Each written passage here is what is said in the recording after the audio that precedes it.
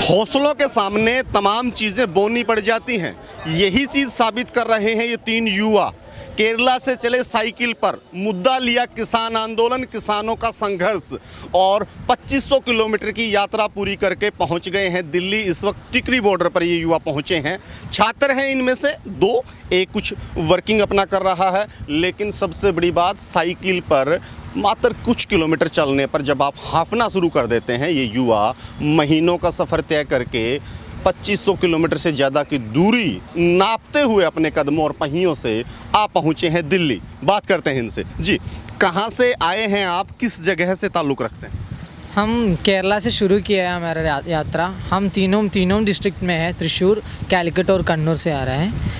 और हम अभी कश्मीर जा रहे हैं। कश्मीर रोहतांग पास कुलतेवत करदुंगला तक जाना है, वो हमारा सोच रहे हैं। तो क्या ये क्यों सोचा आप लोगों ने कि इस तरीके से साइकिल पर यात्रा निकालनी चाहिए? क्योंकि और भी कुछ चीज़ें हो सकती थी, आप बस से आएँ, ट्रेन से आएँ, गाड़ी से आएँ, साइकिल ही क्यों? साइकिल क्योंकि साइकिल हमारा एक मोटो है, साइकिल प्रमोशन और पर्यावरण संरक्षण।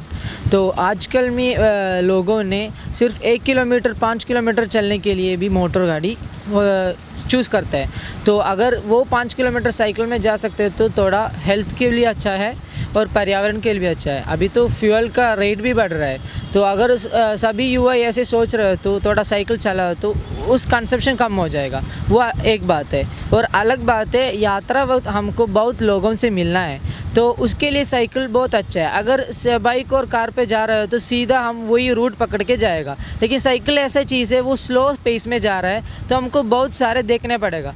अगर प्रकृति में सूरज, सनसेट और सनराइज़ आता है, वो लोगों को रास्ते में नहीं मिलेगा। हमको वो देख के स्लोली चल पाता है। तो ये ऐसा दृश्य मिलने के लिए साइकिल तो बहुत अच्छा है, तो इसलिए हमने साइकिल को चूज़ किया। और किसानों को भी हम अभी किसानों के लिए भी चल रहे हैं। तो अगर हम बाइक में जा रहे हैं तो वो लोग सोच ऐसा है, बाइक में कोई नहीं जा सकता। अगर हम मेहनत करते हैं, हार्ड से चल रहे हैं, तो उसको दिमाग में ये लोग कुछ तो कर रहे हैं, ऐसे हो जाएगा। वही है हम साइकिल चूज़ करने के कारण। वैसे भी जिस तरीके से तेल की कीमतें बढ़ रही हैं, मुझे लगता है कि तमाम लोगों को अपनी गाड़ियाँ बेच करके साइकिल पर आना पड़ेगा। आप क्या बोल रहे, सेल करके?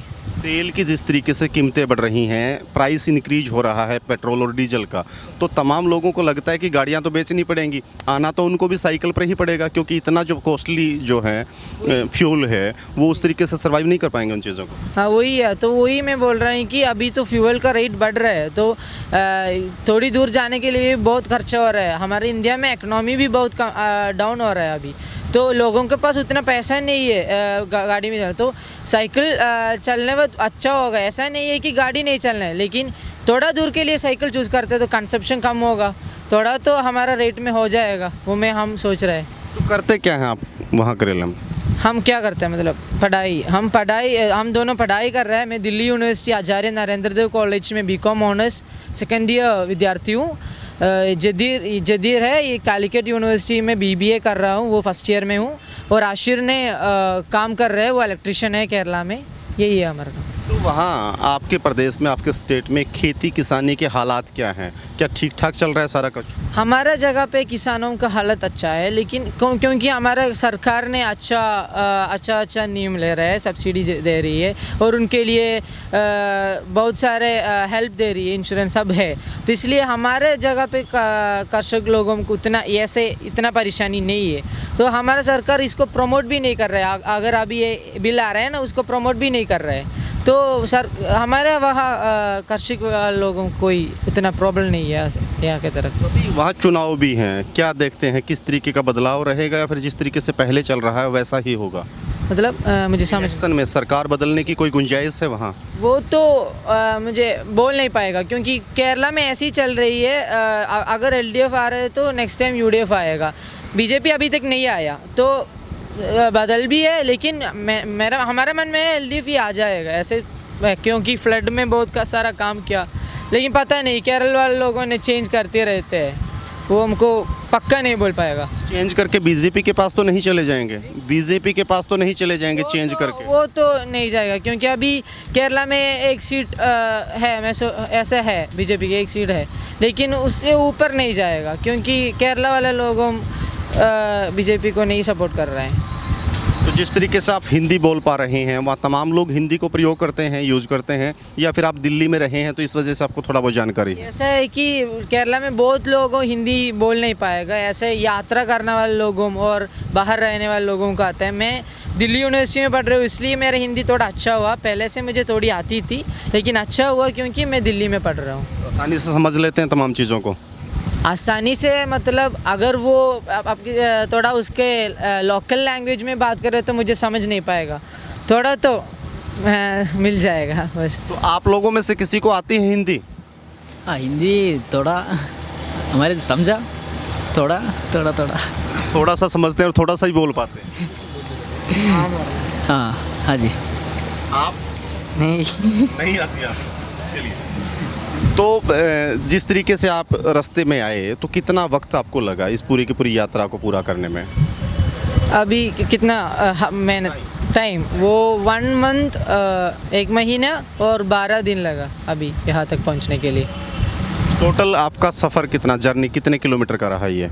अभी 2500 के अंदर ही है। ऐसा हम कैलकुलेट करके नहीं जा रहे, हम कोई डेस्टिनेशन है वो पहुंच जाएगा, तो थोड़ा तो हमको पता है 2500 के अंदर ही है। तो इससे पहले भी इतनी लंबी यात्राएं आपने की हैं साइकिल पे, या फिर पहली दफ़ा आप इस तरीके से साइकिल करके? पे मैंने मेरा केरला पे करता 100 किलोमीटर 250 किलोमीटर करता था, लेकिन आशिर ने एक बार किया है, ऑल केरला राइड किया है आशिर ने। जदीर ने पहला है ये यात्रा में, साइकिल यात्रा में। तो किसी तरीके की दिक्कत परेशानी, इतने लंबे सफ़र में अलग अलग राज्यों की सरकारें वहाँ थी, अलग अलग तरीके के अलग अलग भाषाओं के लोग हैं, माहौल भी अलग रहा होगा, कोई किसी तरीके की तकलीफ़ हुई हो? हमको उतना तकलीफ़ नहीं हुआ है अभी तक। एक टाइम पे हुआ है, वो तो उतना नहीं जा पाए। वो मंदिर में गया तो वो ये गुजरात में एक मंदिर में गया तो पूछा था हम कौन सा कास्ट है, मेरा आधार कार्ड दिखना है, कास्ट कौन सा, तो वो मेरा नाम विष्णुदेव है, तो वो अच्छा बढ़िया, लेकिन इसके नाम सुनकर वो मुसलमान है भाई ऐसे बोल के मंदिर वो ऐसे बोला था, लेकिन वो हमको परिपालन किया, वो परिवार हमको अच्छे से दिया था, खाना सब दिया, लेकिन ऐसे पूछता है लोग क्या है, और मुसलमान है तो थोड़ा डिस्टेंस रखता है, वो मुझे अच्छा नहीं लगा। क्योंकि हमारे जगह केरला में कास्ट नहीं रखता है। अगर मेरा नाम विष्णु देव है, लेकिन लोग समझते हैं देव मेरा कास्ट ऐसा कुछ है, वो बोल रहे कि आपको भगवान को पूजा कर रहे हैं। मैंने बोला नहीं ऐसा तो नहीं है, मेरे पापा का नाम है देव, ऐसे ही हमारा लगता है। वहाँ कास्ट सरनेम नहीं रखता है, तो हम कास्ट में बिलीव नहीं करता है। हमको सब ह्यूमन इकट्ठा है, सब एक है, और पंजाबी हो, राजस्थानी हो, केरला मलय हो, कोई भी हो, हमको एक है, इकट्ठा है हम। तो ये जो दिक्कत आपको धर्म को लेकर के आई, रिलीजन को लेकर के आई, सिर्फ गुजरात में आई, कहीं और नहीं? ऐसा तो नहीं है, सभी साउथ इंडिया से या बाहर आते वक्त महाराष्ट्र में भी पूछता है, लेकिन मुसलमान को ऐसे मोहम्मदीन जैसे थोड़ा डिस्टेंस रखता है, वो गुजरात में हुआ। बाकी जगह पे वो पूछता है कौन सा कास्ट है, कौन सा कास्ट है, ऐसे पूछता है। थोड़ी जगह पे हम झूठ भी बोला है, हम ऐसा है, हम बड़ा कास्ट में है, ऐसे झूठ भी बोला है हम, वो हमारे सुरक्षा के लिए। इतनी इस तरीके की दिक्कतें ना आए। इस दौरान किसी गुरुद्वारे में भी रुके हैं आप? गुरुद्वारा में अभी तक नहीं, हम आश्रम में रुका है, गुरुद्वारा में अभी तक नहीं रुका है, आश्रम में रुका है। तो आश्रम में इस तरीके की दिक्कतें? नहीं, आश्रम वाले ने कुछ नहीं पूछता है, सिर्फ वो इंसान है, आजा खा लो, वो सब भी अच्छे से हमें सब दे दिया, खाना सब दे दिया, वो नहीं पूछा, कुछ नहीं पूछा था, आधार कार्ड भी नहीं पूछा। मैं आपसे पूछूंगा तो समझ तो पाते हैं हिंदी, कि समझ में भी नहीं आता है? हिंदी हम करना जी, मेरा सवाल है, नहीं तो आप इनको ट्रांसलेट कर दें। जब आपसे धर्म के नाम पे किसी मंदिर में ये कहा गया कि हम लोग मोमडन को नहीं रखते हैं, मुस्लिम को नहीं रखते हैं, फील क्या हुआ आपको, अंदर से क्या महसूस हुआ? എൻ്റെ അടുത്ത് മുസ്ലിമാണെന്ന് പറഞ്ഞുകൊണ്ട് എതിർത്തു എന്ന് ഞാൻ പറഞ്ഞപ്പോൾ ഒരു ഡിസ്ക്രിമിനേഷൻ ചെറുതായി കാട്ടി വന്നപ്പോൾ നിൻ്റെ മനസ്സിൽ എന്താണ് തോന്നിയത് എന്ന്? Really, I don't feel anything because മലയാളത്തിൽ ഞാൻ ട്രാൻസ്ലേറ്റ് ചെയ്യാം ये മലയാളം പോലെ मैं ट्रांसलेट करेगा बोलो बोलो മലയാളം പറഞ്ഞോ മലയാളത്തിൽ പറയാം അല്ല ഞങ്ങൾ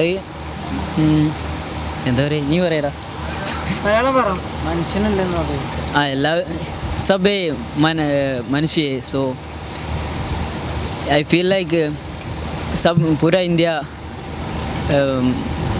एक है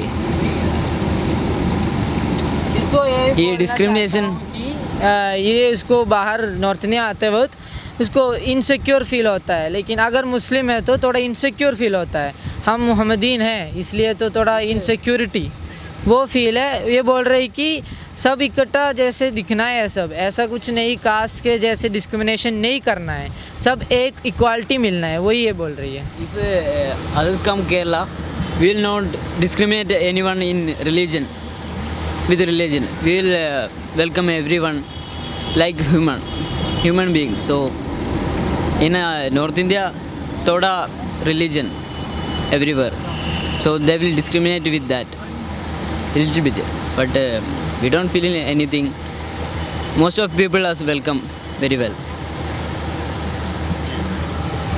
चलिए बहुत बहुत शुक्रिया आपका।